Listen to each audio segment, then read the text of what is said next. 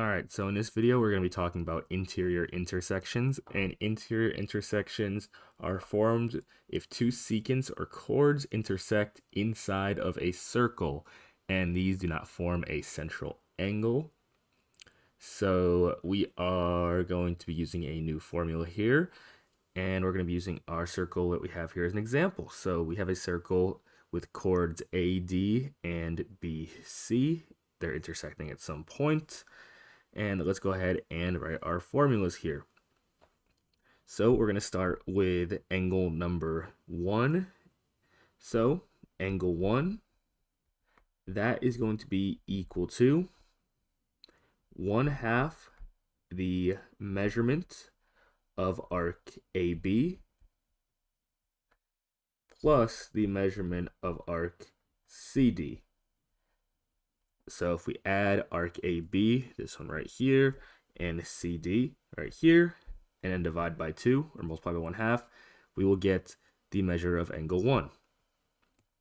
This works the same for angle 2, except we will be looking at the other arcs that are opposite of it. So angle 2 would be equal to 1/2 the measure of arc AC plus the measure of arc BD. And just by using vertical angle rules, that means this angle right here would also be equal to angle 2. And this angle right here would also be equal to angle 1. And so now we're going to go ahead and apply these in this example here. So we're given the measurements this time of arc AB and arc CD, and it wants us to determine the measure of angles AEB and AEC. So let's do AEB first. So that is going to be equal to, so let's say that's going to be X. So we'll say X is going to be equal to, applying our formula, which we just had above, 1/2 the measure of our first arc, which is going to be 46,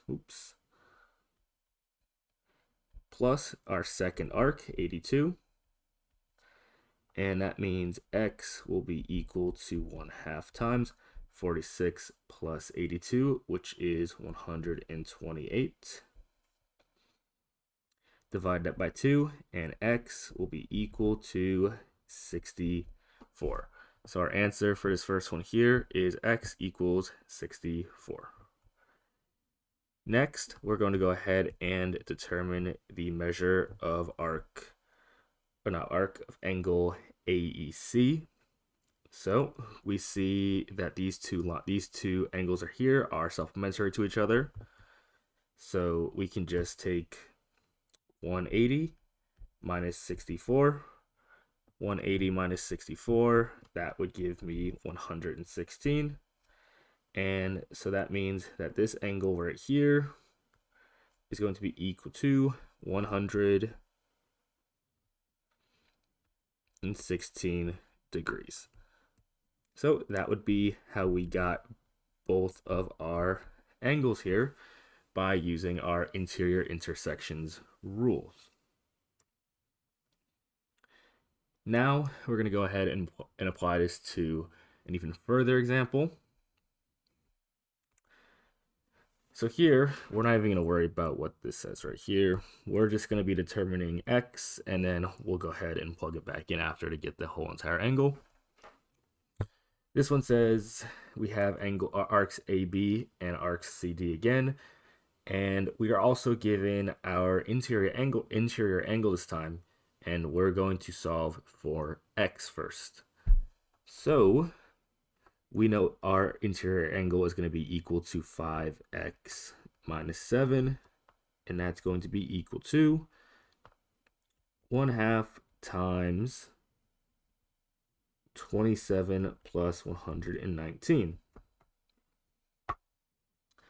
Let's go ahead and add 27 and 119. That would give me, well, let's rewrite 5x minus 7 first. That's going to give me 146. And so we can go ahead and divide that by 2. So we will now have 5x minus 7 equals 73. Now we're just going to go ahead and solve for x. So add 7 to both sides. We get 5x equals 80. And then 80 divided by 5 would give me 16. So x is going to be equal to 16.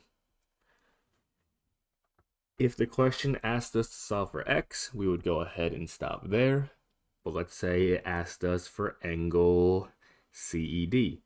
We would just take our x and plug it back in. So we would do 5 times 16 minus 7. 5 times 16 would give me 80 minus 7. So angle CED, that would equal 73 degrees.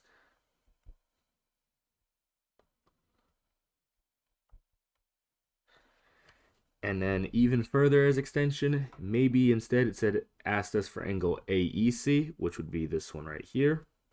We could just do our supplementary angle by doing 180 minus 73 to give us 107 degrees. So those would be all of our possible answers, which we could get here. Either x equals 16 if it's asking for x, 107 degrees if it asked us for CED, or not 107, 73 degrees if it asked us for CED, and then 107 degrees if it asked us for AEC.